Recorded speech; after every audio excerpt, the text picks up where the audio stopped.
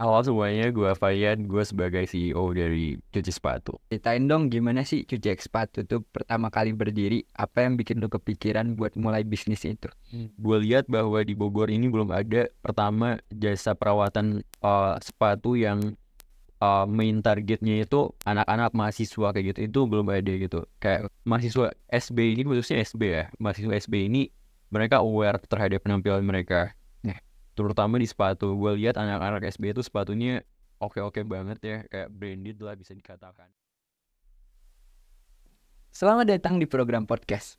Podcast ini merupakan program kolaborasi dari Departemen PSDMK dan Medcominfo. Kali ini kita akan membahas salah satu bisnis mahasiswa SB59, yaitu cuci sepatu. Sebelumnya kenalin, aku Kahfi, yang akan menjadi moderator pada podcast kali ini dengan narasumber keren kita. Halo semuanya, gue Fayan, gue sebagai CEO dari Cuci Sepatu. Oke, eh, gimana kabarnya hari ini? Alhamdulillah, kabar gue hari ini baik banget. Gue excited banget buat datang ke podcast ini, buat ngobrol-ngobrol bareng lu. Siap. Dan ya, alhamdulillah baik sih overall. Gue juga excited sih ini. Gue baru pertama kali nih jadi Gue juga, actually, ini my first time being a speaker in podcast. gimana kuliahnya? Alhamdulillah, kuliah aman setelah digempur presentasi Waduh, digital. gue juga lagi. Tapi alhamdulillah ya aman-aman aja Aman-aman. sampai saat ini. Walaupun banyak kritikan lah ya kita. Waduh, eh kita lanjut aja kali ya. Lanjut aja boleh. Gue mulai ya. Ceritain dong gimana sih cuci sepatu tuh pertama kali berdiri. Apa yang bikin lu kepikiran buat mulai bisnis itu? Oke, jadi Dividedly Cuci Sepatu merupakan bisnis perawatan sepatu ya di kota Bogor. Dan apa sih yang melatar belakangi kami mendirikan Cuci Sepatu? Jadi Cuci Sepatu itu berdiri atas dasar keresahan kami terhadap kondisi dari mahasiswa SB ini, khususnya SB ya. Mahasiswa SB ini mereka aware terhadap penampilan mereka. Nah, terutama di sepatu. Gue lihat anak-anak SB itu sepatunya oke-oke banget ya, kayak branded lah bisa dikatakan. Tapi kondisinya kayak setiap gue lihat tuh terkadang kebersihannya kurang dijaga kayak gitu. Terus dari kita kalau misalkan kita tarik ke belakang juga dari Advent waktu-waktu bela negara itu kan pulang-pulang sepatu kita kotor semua ya, dan teman-teman gue khususnya itu mereka pada bingung juga mau bersihin di mana. Kayak cuci sepatu di daerah Bogor itu yang murah, yang affordable buat mahasiswa, terus yang hasilnya juga memuaskan cepat, itu di mana mereka kebingungan juga. Benar. Nah, atas dasar tersebut kami hadir gitu, gue, Bani, Gatan, dan Daru sama-sama SB59 menginisiasi berdirinya Cuci Sepatu ini untuk men-solve permasalahan tadi. Jadi kita juga bisa ngeklaim bahwa bisnis kita Cuci Sepatu itu affordable dan bahkan yang termurah di kota Bogor. Ya walaupun ada 1-2 kompetitor yang punya harga yang agak sedikit kayak 5.000 lebih murah dari kita, tapi secara pengerjaan itu lumayan tetap kita yang lebih unggul gitu. Kayak kita tuh regulernya 3 hari, di mereka bisa sampai 1 minggu. Jadi kalau misalkan dihitung-hitung overallnya, tetap kita masih emang yang paling affordable lah di kota Bogor. Keren. Bisa secepat itu ya sampai 3 hari doang. Walaupun harga yang murah. Gini ya, ada nggak momen khusus yang bikin lu yakin banget bisnis lu ini bakal sukses? Momen khusus yang gue yakin bahwa bisnis gue bakalan sukses, yang pertama dari riset market ya, dari riset kompetitor.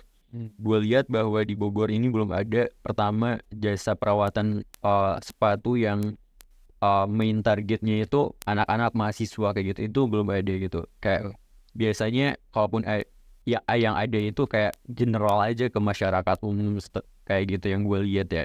Dan gue ngelihatnya perbandingannya ada di jasa perawatan cuci sepatu di kota Sukabumi, di kota asal gue, di mana di Sukabumi itu ada salah satu jasa perawatan sepatu yang dia tuh sekeren itu, dari mulai brandingannya dan lain sebagainya. Dia tuh paling oke lah bisa dibilang dari puluhan atau mungkin ratusan jasa perawatan sepatu yang ada di Sukabumi. Kalaupun orang-orang ngobrol nih, kayak lu mau ngerawat sepatu lu di mana sih, pasti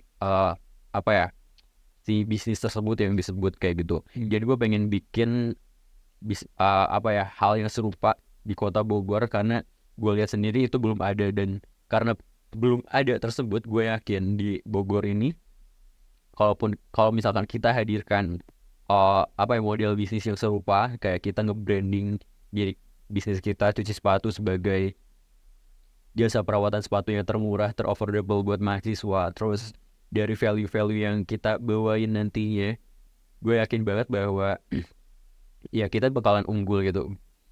Karena ya tadi belum banyak banget pemain-pemain serupa sama kita yang punya brandingan atau punya model bisnis yang serupa lah gitu. Berarti Sukabumi ada yang ini, ntar Bogor bakal ada cuci sepatu nih. Siap aja kalian ya. Jangan lupa ya. Ini ya, sebagai pebisnis baru, apa tantangan terbesar yang lu hadapin di cuci sepatu? Terus gimana cara lu atasin tantangan-tantangan itu tuh? Oke. Sebenarnya kayak kendala yang kita temuin itu kayak teman-teman pada umumnya yang baru mau mulai bisnis, di mana pasti masalah utamanya kalau lu mau mulai bisnis itu kendala modal segala macam, terutama modal uang ya. Nah, kita juga sempat bingung karena ya kita mahasiswa, tujuan bikin bisnis tuh buat dapetin uang, tapi waktu lu mau bikin bisnis tersebut ya lu harus ngeluarin uang yang lumayan gede juga nominalnya, bukan nominalnya kecil banget. Nah, itu kita temuin kendala tersebut, kendala modal. Tapi ya as long as kita berusaha, pasti solusinya bakal ditemuin juga. Salah satunya adalah yang gue temuin, itu gue ikut program pendanaan, program mahasiswa wirausaha yang ada di IPB, di mana di program tersebut lu bisa ikut, bisa join kayak, terus lu tinggal masukin ide bisnis lu apa segala macam, ikutin timeline kegiatannya, dan kalaupun lu lolos lu bakal dapat pendanaan gitu, walaupun emang gak gede-gede banget, tapi cukup lah buat mulai di awal-awal kayak gitu. Dan alhamdulillahnya bisnis kita cuci sepatu itu lolos dan dapat pendanaan juga.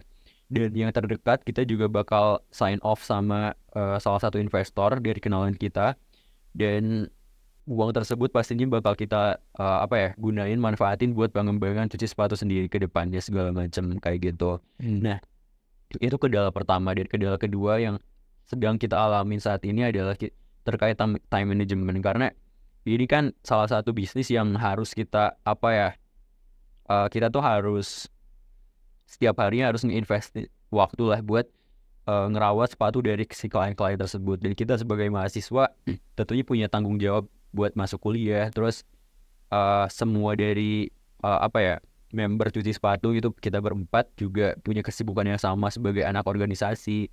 Jadi agak kesulitan lah buat time managementnya gitu. Apalagi di waktu-waktu ketika orderan tuh ngebludak banget jumlahnya. Nah, itu bikin kita bingung banget gimana caranya gitu. Bahkan kita juga bisa sampai tengah malam buat nyikat doang, nyikat sepatu segala macam. Tapi rencananya setelah investor tadi hadir, mungkin masalah tersebut bisa lebih tersolve ya, karena kita bakal nge-hire satu karyawan buat ngelakuin perawatan sepatunya. Jadi kita tinggal fokus ke pengembangan bisnisnya, dari mulai marketing, terus strategi ini strategi itu buat dapetin expand market segala macam kayak gitu. Dan sebenarnya masalah solusi sementaranya adalah kayak kita bikin jadwal piket, terus kita juga bikin sistem operasionalnya kayak gimana supaya kita tetap balance lah, dari kewajiban ini kewajiban itu segala macam, itu kita tetap balance kayak gitu. Oke, jadi tantangan-tantangan lu kayak modal, time management itu lu bisa hadapin dengan perlahan lah gitu ya. Iya.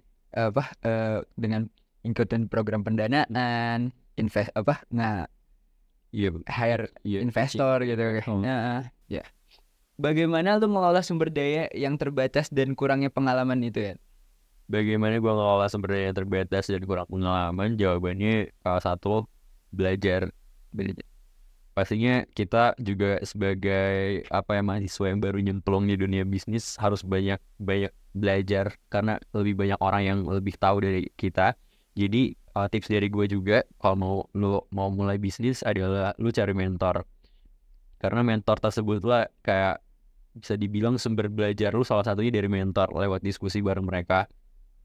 ketika lu punya kendala waktu jalanin bisnis, kendala A, kendala B, kendala C, coba lu kontak aja mentor lu, pasti ada aja lah apa ya, kayak dari saran terus solusi mungkin yang bakal mereka provide ke lu sendiri kayak gitu. Oke. Nah, apa sih strategi yang udah lu terapin buat memperkenalkan cuci sepatu ke orang lain? Gimana lu bisa bangun basis pelanggannya tuh? Oke, gimana cara kita ngenalin awareness ke market kita cuci sepatu? Yang pertama, kita sebenarnya awalnya fokusnya di online dulu ya, dimana kita nge-branding cuci sepatu tuh lewat Instagram. Terus kita juga nyebarin broadcast tentang cuci sepatu ke banyak grup yang kita punya. Lalu kita juga yang kedua sempet juga ngadain apa ya, kayak marketing offline lah. Kita datang ke SB di waktu-waktu mahasiswa bubaran kelas, kita datang, kita bagiin voucher-vouchernya. Gue juga dapat tuh. Nah, Kavi juga dapat. Jangan lupa dipakai ya. Siap. Nah, Kavi juga dapat. Nah, selain itu juga yang terbaru, kita juga sebenarnya mulai expand ke Dramaga buat ngenalin cuci sepatu lewat kita juga di PB Job Fair. Jadi di PB Job Fair kemarin kita juga open booth di sana. Kita ngenalin, kita bikin games, terus ngasih voucher, bahkan kita juga ngasih apa ya, free fast clean onsite buat 3 orang tercepat waktu di Job Fair. Jadi ada online offline yang udah bakal kita lakuin dan akan kita lakuin juga. Fast clean itu berarti cuma sehari? Fast clean tuh kayak maksimalnya 30 menit. Jadi 30 menit? Iya, jadi kalau lu mau onsite nih kayak misalnya sekarang nih, misalnya gitu ya, misalnya lu penting banget urgent terus pengen dicuci sepatunya, kita ada fast clean itu 30 menit bisa kelar segala macam. Karena kalau fast clean tuh yang dipakai kan dry clean ya metodenya, jadi nggak perlu dibasahin. Ada cara yang khusus buat bersihinnya. Keren tuh. Ya itu bisa selesai dalam 30 menit. 30 menit doang tuh. Jadi ada nggak inovasi khusus yang bikin cuci sepatu itu beda dari yang lainnya? Inovasi khususnya sebenarnya buat awal-awal ini, karena kita juga belum genap sebulan juga sebenarnya cuci sepatu berjalan. Di tanggal kita mulai podcast ini, kita belum punya apa ya, inovasi yang, maksudnya inovasi pasti ada, tapi maksudnya inovasi yang masif banget dibandingkan yang lain itu kita belum ada.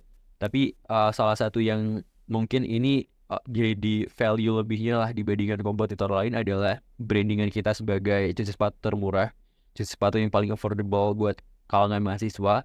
Karena based on riset yang udah gue lakuin, belum ada kompetitor yang punya brandingan kayak kita. Terus tadi brandingan mereka di Instagram juga kurang-kurang banget. Kayak mereka tuh di Instagram paling apa ya, ngepost foto before, after, terus testimoni aja. Kayak gitu yang basic-basic lah. Nah kalau kita tuh selain kita di perawatan sepatu, kita juga semacam media kreatif juga bisa dibilang, karena akan ada beberapa konten yang kita bikin, terus ada beberapa edukasi juga yang bakalan kita buat. Jadi kita bukan sekedar ngepost foto before after dari sepatu yang klien atau teman-teman sempat pakai jasa kita, terus kita foto before afternya, enggak gitu doang. Kita pengen ngebangun apa ya, ngebangun komunitas yang kuat banget di cuci sepatu, ngebangun edukasi yang bermanfaat lah buat teman-teman juga. Itu brandingan kita emang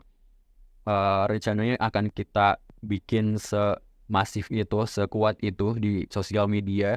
Dan paling emang kedepannya kita udah punya planning buat punya unique value tersendiri. Yang pertama adalah kita untuk nantinya kalau misalkan nge-hire karyawan, kita bakalan sekian persen karyawan kita tuh dari teman-teman disabilitas. Lalu yang kedua, buat penggunaan bahan-bahan dari mulai bahan cuciannya, terus sikatnya atau plastiknya, itu kita bakalan coba menggunakan apa ya, bahan-bahan yang ramah lingkungan lah. Lalu mega vision yang udah kita planning juga, rencananya kita pengen ngebawa si cuci sepatu ini menjadi apa ya, the first unicorn in shoe treatment industry di Indonesia. Karena gue lihat di Indonesia belum ada, dan salah satu apa ya, kayak inspirasi kita adalah dari Kopi Kenangan, di mana mereka berhasil ke titik unicorn itu 2 tahun atau 4 tahun, pokoknya yang paling cepat di Indonesia itu Kopi Kenangan. Bahkan Kopi Kenangan tuh bukan startup pada umumnya yang digital platform, tapi lebih ke coffee chain industry. Dan kita pengen bawa konsep tersebut, pengen jadi kopi kenangannya di industri shoe treatment lah di Indonesia kayak gitu. Keren. Itu lu udah pikirin semuanya yang kayak karyawannya mau nge-hire yang disabilitas, terus kayak mau lingkungan yang bersih dan lain-lain kayak gitu kan, pakai apa namanya yang Iya, pakai yang ramah lingkungan. yang ramah Karena lingkungan. salah satu tips buat ngebangun bisnis adalah lu harus nge-planning. Ya walaupun lu kayak belum kelihatan lah ada ke arah sana dari segi modal, SDM segala macam, tapi seenggaknya lu udah punya uh, blue paper atau kayak gitulah, blueprint ya. Lu udah punya blueprint 5 tahun ke depan bisnis lu tuh bakalan kayak gimana, 10 tahun ke depan bakal gimana, 15 tahun ke depan bakal gimana.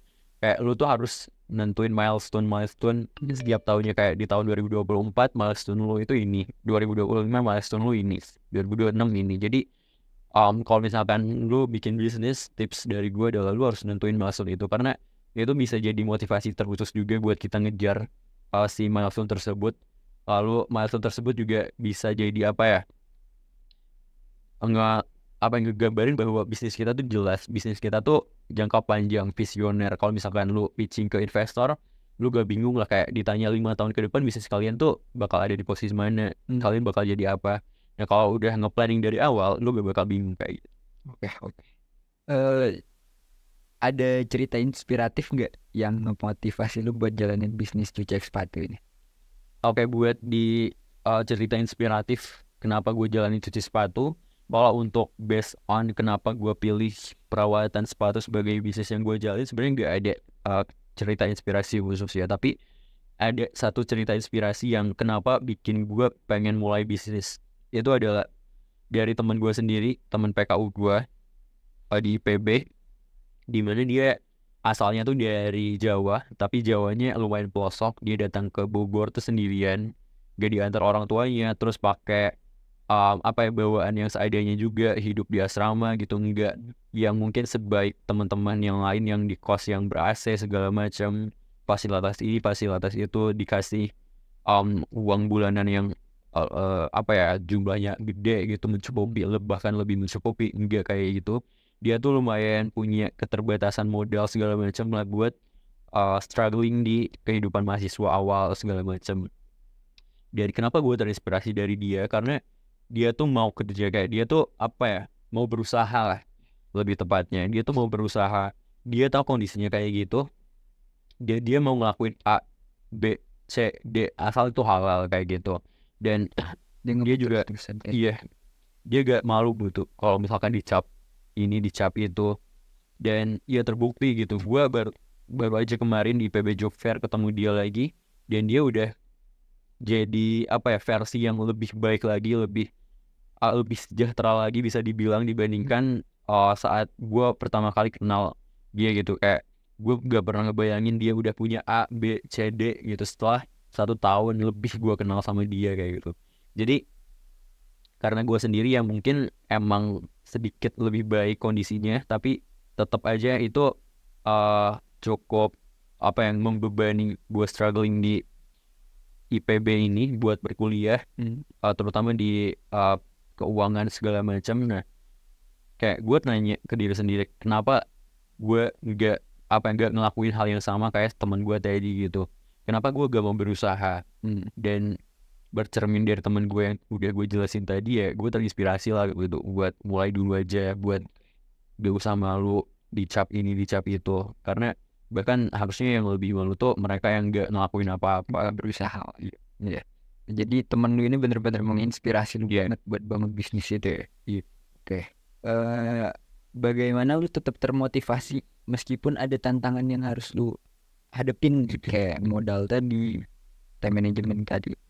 Kenapa gue tetap termotivasi walaupun gue banyak nemuin kendala?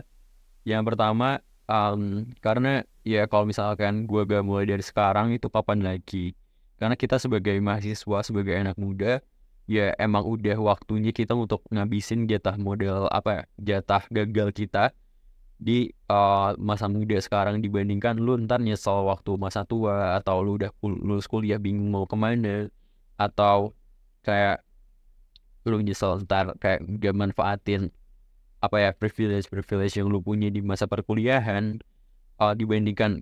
Karena gue tahu gitu kalau misalkan nggak gue mulai dari sekarang, pastinya penyesalan tersebut tuh bakal ya sedikit banyak terjadi lah di masa yang akan datang.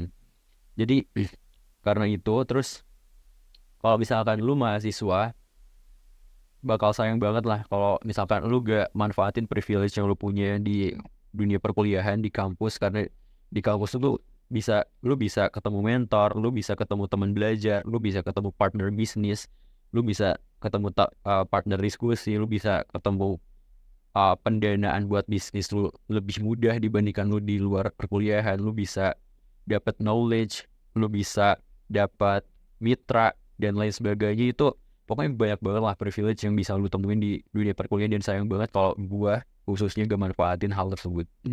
Berarti benar-benar harus manfaatin sebaik mungkin ya kalau kita di masa kuliah ini buat bangun bisnis kayak gitu ya. Iya, emang dia masanya untuk mencoba gitu ya. Bagaimana gimana cara lu bisa ngajak mahasiswa buat percaya sama potensi mereka sendiri? Apa ada pesan khusus buat mereka yang pengen mulai karir atau bisnis dari sekarang? Pesan khusus buat kalian yang supaya mulai aja dulu gitu ya. Buat mulai, kenapa harus mulai dulu aja? Yang pertama, segala pikiran yang kalian pikirkan, pikiran-pikiran negatif tersebut, itu sebenarnya cuma buah hasil dari pikiran kalian itu tersebut. Jadi kalau misalkan nanti kalian udah mulai, yakin bahwa